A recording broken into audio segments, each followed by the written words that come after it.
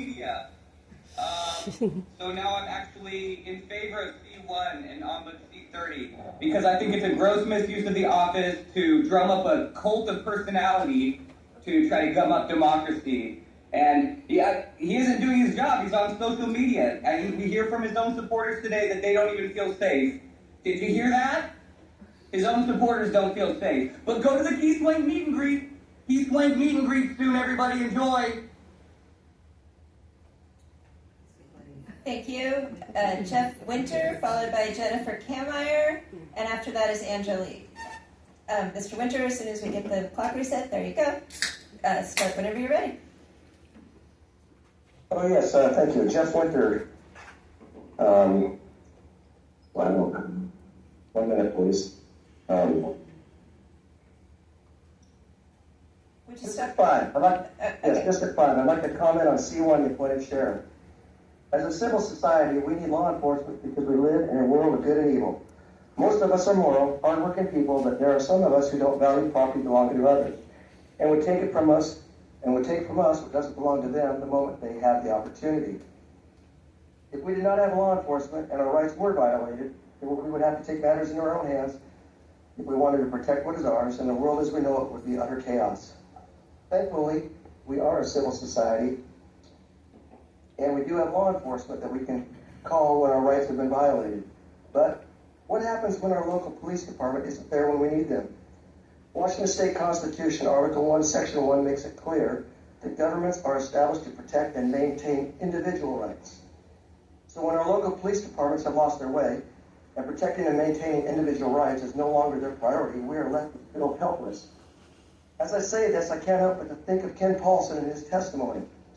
Ken has testified before this commission numerous times about crime in his neighborhood and how the Tacoma Police Department did nothing to protect his rights when he called for help. Why? Because the Tacoma Police Chief is an appointed position, and the chief at that time was more interested in answering to his leadership than obeying the Constitution to which he swore to uphold. It is in circumstances like this that if we understood how to establish a God-given right, the due process of law, and what it means for the sheriff to be the chief law enforcement officer of the county, we would then know that we could go to the office of sheriff for remedy when our local government has forgotten its chief purpose in protecting our individual rights. If memory serves me correct, the second meeting of this commission, clear back in January, covered ethics in government. Was that lesson just for show? Because ethics in government is lacking by the leadership here, and you might better serve the people by going back and learn from that meeting. Thank you. Thank you, Mr. Winter. Jennifer Kameyer, followed by Angelique, and Steve Anderle is after that. As soon as we get the clock reset, Ms. Kameyer. Go ahead, whenever you're ready.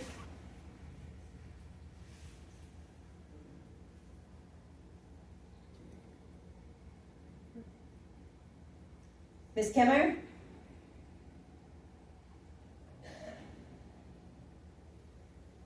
She's unmuted, she just has to talk. Ms. Kameyer, you're unmuted. You can speak whenever you're ready.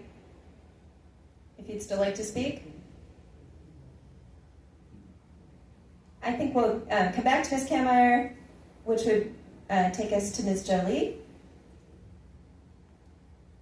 Ms. Jolie, whenever you're ready. Yes, hi, thank you. I just wanted to make a comment about all the amendments, and there's way too many of them. I don't know how you or we can properly give each one attention. There's a lot of amendments on this the board. Another thing I want to talk about is the appointed sheriff. I mean, the comments have been overwhelmingly against appointing a sheriff, and so I would just ask for you guys to kind of take a look at that. It's not what the people want. The last thing that I want to comment on is it scares me that a lot of these positions that you guys are creating have a cost. I mean, we're going broke. Brian Nellis said that we're going to be into the reserve here by the end of 2029. And every single one of these commissions, all these ombudsmen, all of these things come at a cost. And that cost comes from our pocket. So I would really ask you to really take a look at that and understand that, I mean, it seems like the the thought is, well, it's just a little bit of money. It's just a little bit here and a little bit there. But, you know, when you spend it on the little things, you don't have it for the big things. And we just had another increase in our sales tax that goes into effect in July, as I'm sure people are aware of. And that is to fund the jail and the issues with the jail. The jail's falling apart. And you're taking money and you're creating all these positions, and that's very concerning to me. So I would just ask that you please take a look at how much it's going to cost every time you add another position. Thank you. Thank you. Ms. Kameyer, if you'd like to speak, we'll come back to you. Can you hear me now? Yes, we can. Thank you. Sorry, I had a pop-up that blocked things. All right, go ahead. My name's Jennifer Kamler. I'm with District 1. I have a lot of concerns with all of these amendments. My perspective is I'm a former Washington State auditor. I used to audit on Team Tacoma. In fact, I was one of the auditors in charge of Pierce County. How I see our county being operated, including the commission, is very concerning to me as a citizen. The fact that the majority of this commission wants to take the power out of the hands of the people and put it into the hands of a few with the appointed roles, such as the appointed sheriff, the C1. It should be concerning to individuals because, for example, an elected sheriff is the only individual who can arrest the governor. So, in essence, what I see is a handful of elected officials across the state trying to make all the sheriffs appointable so they are no longer held accountable for unethical behaviors. That should be concerning to anybody. I don't care what political side of the aisle you are. It should be concerning for each and every person who wants to see accountability, transparency, and ethics in any elected official, employee in state or local government.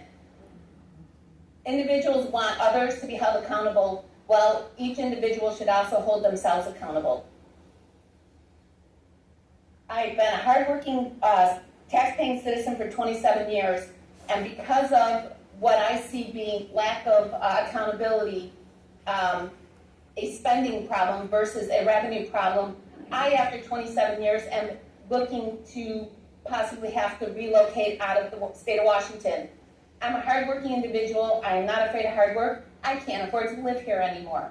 And then you want to take the power out of the hands of the people, and you want a core few, like the governor or our county executive, to be able to decide how people are going to be held accountable and be able to hide that from the public. It's wrong on so many levels. And I don't understand when people don't really sit down and think about that. It's not just one individual. This C1, now this charter review doesn't need for another decade. So if we have a problem with an appointed sheriff, we put up with it for another 9-10 years? It's just not acceptable. And I hope really individuals really think hard and long about that. I want to state, it's important that the public is given access to these public meetings. Individuals don't always have access to the internet. So it is important that a special meeting is posted at the door of the building, unlike what's been being done, it seems, for this commission. Thank you and have a great day. Thank you, Ms. Kammerer. Steve Anderley, followed by screen name Gina, I'm sorry. Mr. Anderley, when you're ready, we can get the timer started. Okay. Yes, Steve Anderley, District 2. I would like to take a few moments just to thank the Commission for all the hard work they've done and for the civility and good nature with which you work with each other and with the community. It is greatly appreciated. I would like to speak in favor of the following amendments: C1, C18, C30, C40, and 01. I believe that these are the most critical items that should be put forward to the ballot. These are items that will help ensure there is adequate oversight of offices that don't seem to have enough, particularly the sheriff's office.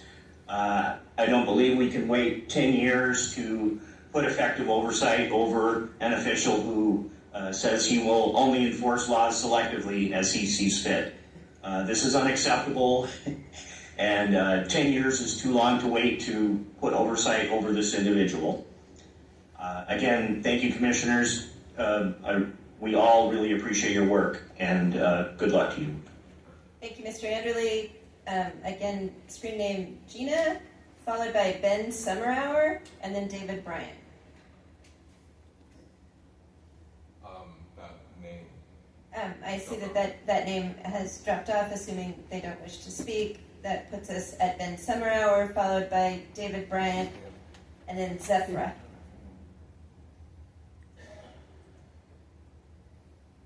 Mr. Summerhour, we are ready for you when you want to unmute. There you go. Thank you.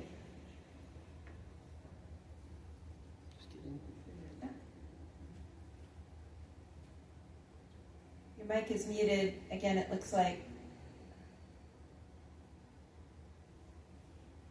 If he's on his phone, star 6 on me. If you're on your phone, *6 will unmute. There we go. Does that work? Yeah, it does. Thank you. Go ahead. Thank you, Webro. Yeah. Yes, I am Ben Summerhour. I'm from District 7, Tacoma, born and raised, and also wanted to say thank you for all of the extra time that the commission is putting in on your volunteer hours this week. Wanted to speak in favor of amendments such as C32 and C36, just for being responsive and adaptive amendments that the county needs just to keep our government modern and to have good measurements of people being able to participate. I'm disappointed in a number of amendments that don't appear to have advanced from the Tuesday meeting to today, such as like C37 or C34, but I suppose that will have to be taken up for next time. And then also just wanted to strongly voice support for C1 and C2 and C30. In particular, just because, we're hearing a lot from many of the speakers about like the democratic legitimacy of the sheriff, and that, just like once he's elected, then he can't be bothered to speak to any other government bodies and stuff. But, I've voted in every Pierce County election for almost the past 15 or 20 years and stuff, but I've never voted for a sheriff because we've never had a candidate in my lifetime who is open to being accountable to the public, or who is showing an interest in cooperating with elected bodies and such. Sheriff Swain's been very belligerent in testimony that we heard on Tuesday, has been, implying that transgender people are mentally unfit, saying he wants to work with ICE when they have almost 10,000 court violations in the past year, and he's using degrading and dehumanizing language. So I think that's just all really emphasizing that, having a position that is able to consistently cooperate with all bodies of the government to be held accountable is going to be really important with an ombudsman and with appointment and with clarifying the immigration language. So thank you for your time, and I really hope that the commission advances those motions. Thank you. Next up is David Bryant, followed by Zephyra, Eric Ard, and then I see Gina has come back on the screen. So, Mr. Bryant, when you are ready, you can unmute and begin speaking. Okay, this is Dave Bryant, County Council District 1. And first I'd like to thank Ms. Lance for doing the procedure of doing the third people up to make sure we're queued up and know where we are, since we don't see a list of everybody else's names. I'd like to start with C2, very much against that. Every elected person in the state of Washington, including Pierce County, starts with a swearing to uphold the Constitution of the United States. The executive branch executes that Constitution, and one of those is Immigration and Customs Enforcement. People that are doing their jobs. As we put together something like this, we are basically voting, telling people that they are not to follow the Constitution of the United States. And I think that is incredibly wrong. One of the nice things to see last night was the amount of pride that everybody had in our country, in the United States of America. The FIFA soccer game last night was great, seeing the celebrations, including in downtown Seattle, downtown Tacoma, just about everywhere in the country. And that was tremendous. We should be proud of our country, and we should be doing everything we can to follow the Constitution of the United States. I would question as we go forward, as you vote for something like this, I'm not sure what your swearing in was, but definitely for the county executive and the county council members, they swear to uphold the Constitution of the United States as well as the Constitution of the state of Washington. To vote positive for this is basically to violate what you have sworn to uphold. The next item, I am pro C32, the initiative timeline. As part of our democratic process, we should make it as easy as possible for people to speak up. There's already quite a number of signatures, and with 120 days, essentially you have to have someone with big money, a PAC of some type, to provide paid initiative gatherers. Dave, that's your 3 minutes. Thank you very much. Next up is Zephyra, followed by Eric, and then Gina.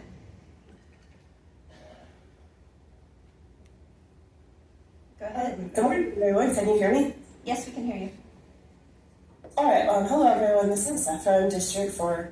I'm back to voice my continued support for C1, appointing a sheriff, C26, support for community stewardship, and C34, establishment of a sheriff ombudsman office. Today, I'd also like to voice support for C36, modernizing anti-discriminatory language. It's important that in public office, you're professional and respectful, even and especially when discussing difficult subjects. Thanks for doing this on a beautiful Saturday morning, and best of luck to all of you. Thank you. Thank you. Eric Ard, followed by Gina. Eric, we're just getting the timer ready. There you go. You can unmute and begin speaking. Hi, my name is Eric Ard. I'm a veteran homeowner in Pierce County. I'm calling in today in support of the appointed sheriff and ombudsman, the C1 and C30, I believe. I think that people have made it quite clear that this is an incredibly important moment and that we have to meet it. Fascism has arrived. Draped an American flag, and Sheriff Swink is a dangerous zealot and a legitimate threat to human rights in our county, reproductive, trans rights, and otherwise. I admire your work, and I hope that you go full force ahead and adopt these changes. We are all depending on you. Thank you very much. Thank you. And the last hand I see raised is Gina.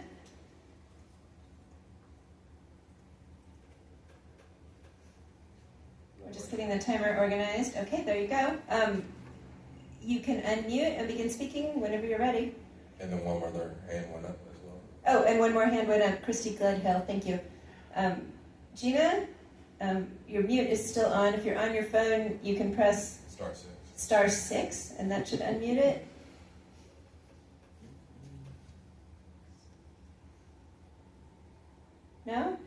All right, well, we'll have to come back to you. In the meantime, we can go, oh, there we go. Gina, yes. What? No? It's not.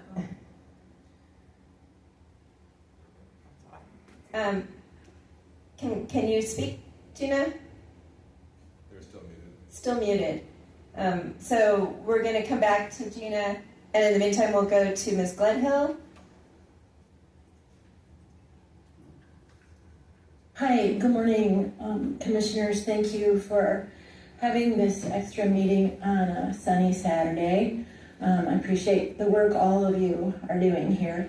I know that you have a lot more on your plates than C1 and C30, but those are the ones that I seem to hear the most people calling to weigh in about. And so I just wanted to put my 2 cents in here because sometimes it seems like there are a lot of people who believe this shouldn't go to the ballot, but I see, as I've been watching this, that it is a contested issue. Therefore, it is a perfect thing to send to the ballot. Voters can make up their own minds about whether to appoint or elect. So I feel like the commission is getting blamed for making the decision themselves to appoint the sheriff, which is not what's happening. Yet I see you as potentially putting this amendment proposal in front of the voters so that we can see what most people want in this county. And I have to say that I am a little ambivalent about appointing and electing, but I am also thinking about the fact that we elected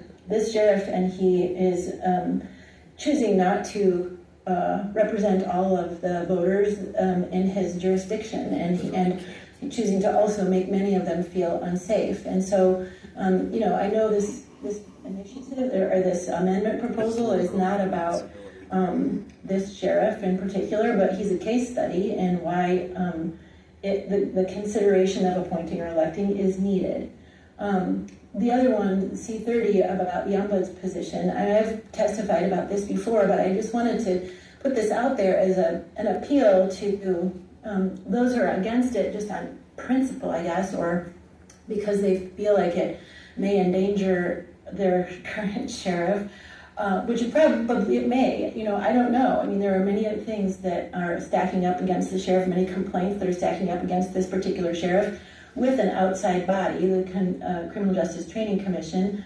But there is no recourse for voters in this county to say anything or do anything about the sheriff. Sure, we can vote him out, but that's going to take another, 2.5 years or whatever it is.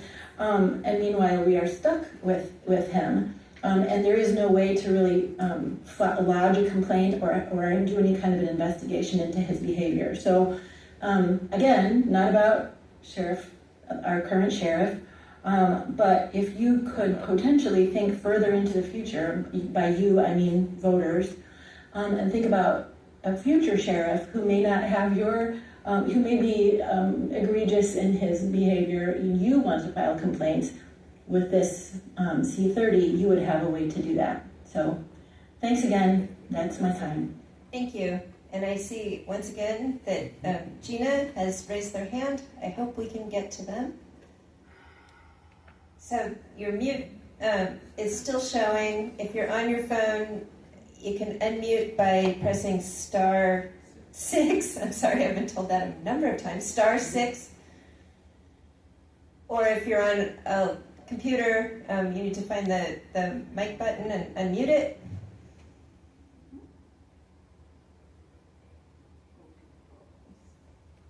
Not seeing that we're able to hear from this person.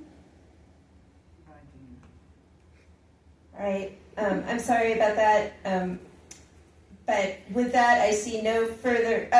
It's unmuted. Gina, are you able to speak? No. No. I just removed them. Oh, I'm sorry. Okay. All right. With that, I see no further hands raised online. And that concludes our agenda for today. Madam Chair. Commissioner Layton. Move to adjourn. There's a motion to adjourn. Is there a second? Second. It's been moved and seconded to adjourn this meeting. All in favor, please say aye. Aye. Aye. Any opposed?